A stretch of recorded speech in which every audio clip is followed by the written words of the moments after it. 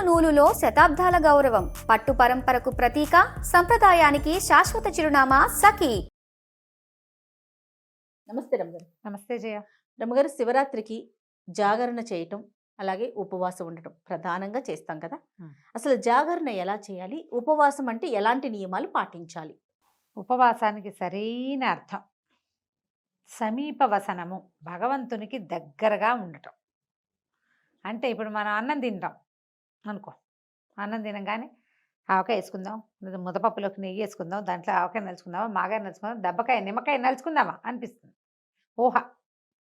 తర్వాత పప్పుచారులో ఉప్పు తక్కువైందని ఉప్పు వేసుకుంటాం, 2 వడియాలు నలుచుకోవాలి, 2 అప్పడాలు నలుచుకోవాలి, ఓ 2 ఊరుమిరపకాయలు కావాలి. ఎంత వచ్చింది ఆసక్తి? అవును, అవునా? అన్నం హెవీగా తినేటప్పుడు బాగుందని ఇంకో ముద్ద ఎక్కువ తింటాం, పొట్ట నిండా ఉంటుంది అని ఆవలిస్తాం. ఎస్. ఈ మొత్తం క్రియలో భగవంతుడు ఉన్నాడు. ఎక్కడైనా పొట్టలో ఉన్న భగవంతుడిని, వైశ్వానరుణ్ణి మనం పూజించాం. పొట్టలో ఉంటుంది, అదేమిటిది, ఒక అగ్ని, వైశ్వానరాగ్ని అంటారు, ఏదో అగ్ని. మొత్తానికి ఈ అగ్నిని పూజించాం.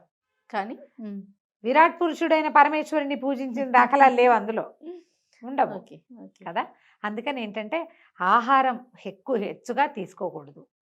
స్వల్పమైన ఆహారంతో, నామినల్గా పొద్దున్న దేవుడికి నివేదన చేసిన పళ్ళు, కాస్త మంచినీళ్ళు తీసుకుంటూ ఫలహారంతో ఉపవాసం చేస్తే మంచిది. చిలకడ దుంప కూడా ఉండు, వస్తున్నా అందాక. అక్కడి నుంచి స్వల్పాహారం అంటే ఫలహారం అనుకుందాం, పళ్ళు తింటాం. ఈ ఫలాహారం కాకుండా మనం ఏదైనా ఉప్మాలు, తర్వాత ఏమో ఒక దిబ్బరొట్టె, ఉప్పుడు పిండి, ఇలాంటివి చేసుకుని తినే ఆ ఉపవాసం ఒక రకం. వీళ్ళు ఏంటంటే టాబ్లెట్లు వేసుకోవాల్సిన వాళ్ళు, ఉండలేని వాళ్ళు, అన్నం మీద బెంగొచ్చేసి శివుడి మీద శ్రద్ధ తగ్గిపోయే రకం వాళ్ళు.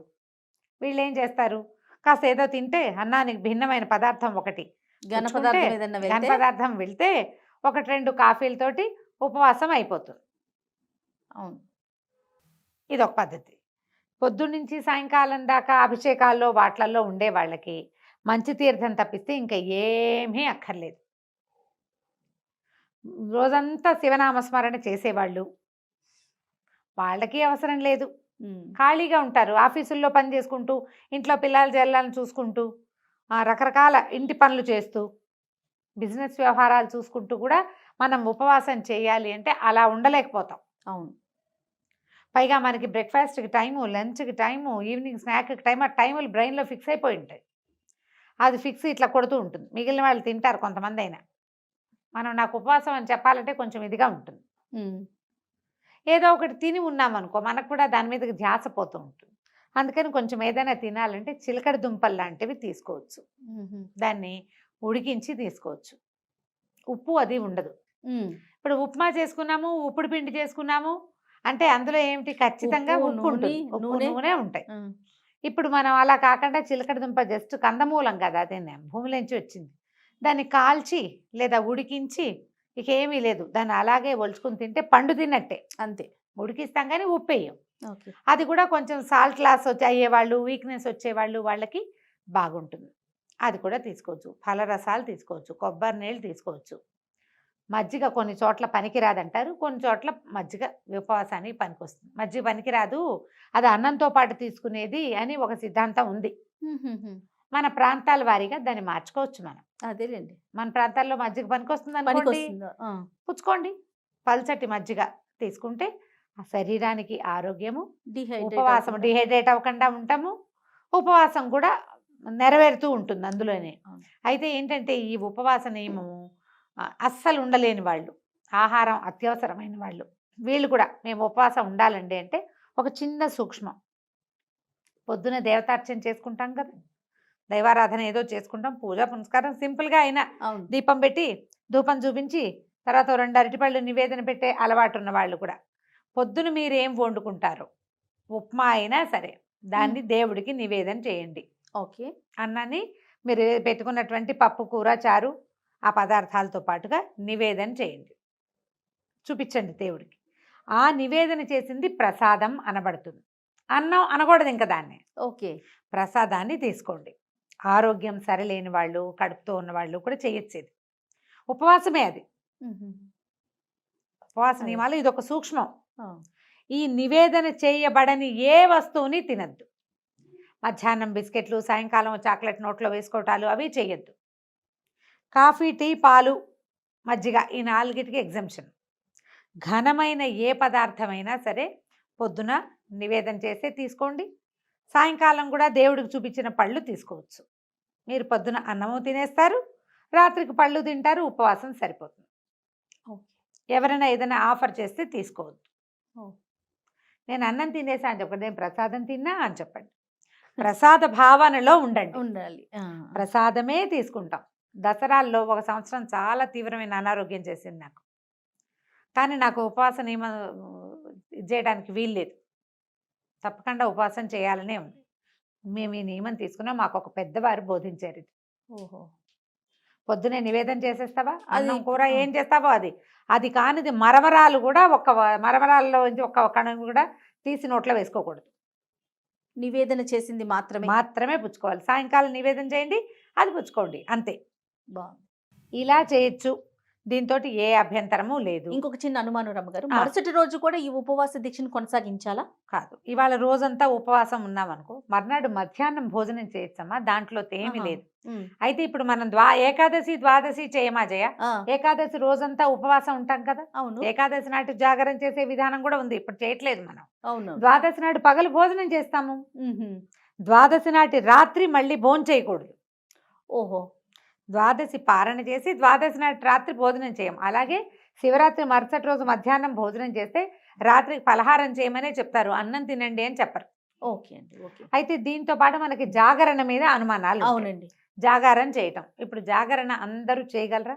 మనం వేతన జీవులం కదా, ఎక్కువ భాగం అందరూ మర్నాడు పొద్దున పనికి వెళ్ళవలసిన వాళ్లే కదా. తెల్లవార్లు మెలకుగా ఉండగలిగే వాళ్ళు ఎవరుంటారో శివనామస్మరణతోటి దేవాలయంలోనో లేదా లింగోద్భవ కాలంలో అభిషేకాలు జరుగుతుంటే అభిషేకం ఇంట్లో చేయించుకునే వాళ్ళు, మఠంలోనో పీఠంలోనో దేవాలయంలోనో సామూహికంగా అర్చనలు జరిగే చోట ఉండేవాళ్ళు తెల్లవార్లు జాగరణ చేస్తారు. ఇళ్లలో కూడా కొంతమంది చేస్తారు జాగారం చేస్తే. అయితే జాగారానికి ఒక నియమం చెప్తారు. తెల్లవార్లు జాగరణ చేసిన వాళ్ళు మరుసటి రోజు పగలు పడుకోకూడదు. ఓహో. శివరాత్రి నాటి మరుసటి రాత్రి పడుకోవాలి. మర్నాడు పగలు పడుకుంటే జాగారం ఫలితం పోతుందని చెప్తారు. అయితే ఇప్పుడు అందరూ జాగరణ చేయలేరు కదా. ఇప్పుడు నీ బోటి నా బట్టి వాళ్ళు చేయరు. మర్నాడు పొద్దున్న షూట్. నన్ను కూడా కలిపేసుకుంటున్నారా? మరి నీ పొద్దున్నే షూట్ ఉండదు. ఓకే. నిన్ను కలుపుకోక తప్పదు కదా.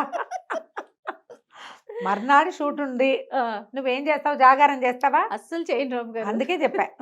ఓకే. అందుకని మనం ఏం చేయొచ్చు, లింగోద్భవ కాలం వరకు మనం శివనామ స్మరణలో గడిపి అప్పుడు పడుకోవచ్చు. ఉండలేని వాళ్ళు తెల్లవారుజామున పడుకోవచ్చు. అది కూడా జాగరణ కిందకే లెక్కకు వస్తుంది. మనం లింగోద్భవ కాలం అయ్యాక 2 గంటలకు 1 గంట దాటిపోవాలి. 2 o'clockకి పడుకోవాలి. 2 గంటలకు పడుకుని మర్నాడు యథావిధిగా శివార్చన చేసుకుని యథావిధిగా భోజన కార్యక్రమాలు తీసుకోవచ్చు. పగలు పడుకోకూడదు, అది నియమంగా పెట్టుకోవాలి. శివరాత్రి మరుసటి రోజు పగలు పడుకుంటే ముందు రోజు నువ్వు 1 గంట దాకా మెలకుగా ఉండి శివనామస్మరణ చేసే ఫలితం కూడా పోతుందట. ఓకే. ఉండకూడదట, పడుకోకూడదు. పగలు నిద్ర మానేయండి, ఆరోగ్యానికి మంచిది. రమ్మగారు, జాగరణ, ఉపవాసం వీటితో పాటుగా శివనామ స్మరణను మాత్రం వదలకూడదు అంటారు కదా. వదలకూడదు. సామాన్యులు కూడా అనుకోవటానికి వీలుగా ఎలాంటి మంత్రం చెప్తారండి? పంచాక్షరి ఓం నమః శివాయ. శివాయన అసలు అంతకు మించింది ఉంది, ఆ మహామంత్రం కదా. ఉపదేశం తీసుకుని మంత్ర పునశ్చరణ చేసుకోవటే అద్భుతం చేయాలి. ఉపదేశం లేకపోయినా కూడా మనం ఏ ఆలు రాసేటప్పుడు మొదటి రోజున అక్షరాభేదం ఓ నమః శివాయ రాయిస్తారు. మనం చదువుకోవచ్చు, అది చాలా చక్కగా చెప్పుకోవచ్చు. నా మాట ఏంటంటే ఈ మొత్తం చెప్పామా, చివరికి కన్క్లూడింగ్ పార్ట్ ఒకటి చెప్తా. చెప్పండి. శివరాత్రి రోజున మీరు ఉపవాసం చేయకపోయినా, జాగారం చేయకపోయినా, పూజ చేసుకోపోయినా, గుళ్ళోకి వెళ్ళలేకపోయినా, లేదా ఈ మన ఏకాదశి రుద్రాభిషేకాలు అటెండ్ చేయలేకపోయినా ఇతరులతో పోట్లాడకండి. మీరు ఎవరితో మాట్లాడుతున్నారో, ఎవరితో కలిసి ప్రవర్తిస్తున్నారో వాళ్ళని శివుడుగా భావించండి. చాలు, అంతే. శివరాత్రి పూర్తిగా సక్సెస్ అయిపోతుంది.